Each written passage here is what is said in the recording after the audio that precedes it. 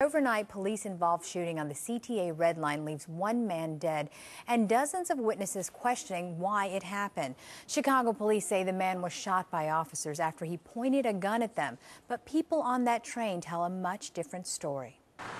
It was business as usual at the Garfield Red Line stop this afternoon, but just before 2 this morning, it was a much different story as police officers swarmed the station following a call about a man with a gun on the train. According to Chicago police, when officers arrived, the train's conductor described the man and showed them the car he was last seen on. Police say 2 officers confronted the man. A struggle ensued and the man was shot by the officers after he pointed a gun at them.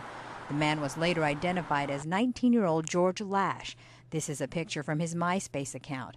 This morning, Police Superintendent Jody Weiss defended the actions of his officers. Unfortunately, the events led to a life being lost, but when you try to murder police officers, that's what's going to happen, and I'm really glad our officers are safe. But some of the passengers on that train, including these 2 men, say police did not have to kill Lash. They used too much force. They should have tased him. I was 4 cars back. We seen the police come on the train with their assault rifles. Everything went silent for a minute, and all we heard was like a couple of gunshots.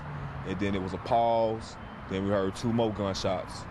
And that's when I ran towards the scene and started videotaping. This is what he captured. Ambrosia Clemens says he's had run-ins with the law and has served time. That's why he started videotaping what was going on. He also talked to witnesses who saw the shooting. What did they say to you? They really was telling me the real inside of what was happening. He was handcuffed. He struggled with the police officer. 2 or 3 shots hit him, and then she doubled back and shot him 2 times while he was down on the ground. Man, he was handcuffed. So why would you go back and shoot 2 more times? But if the police department saying he posed a threat to those officers, and that's why they had to just handcuffed. You got it on tape. He right there laying handcuffed, and I don't think they'll handcuff a dead body. The shooting is still under investigation, but Superintendent Weiss says his officers did the right thing.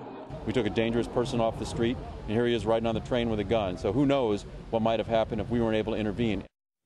According to the CTA, there were no cameras on that train. As for the man who was shot, police sources say George Lash had a criminal record which included 11 arrests and 2 felony convictions on drug charges.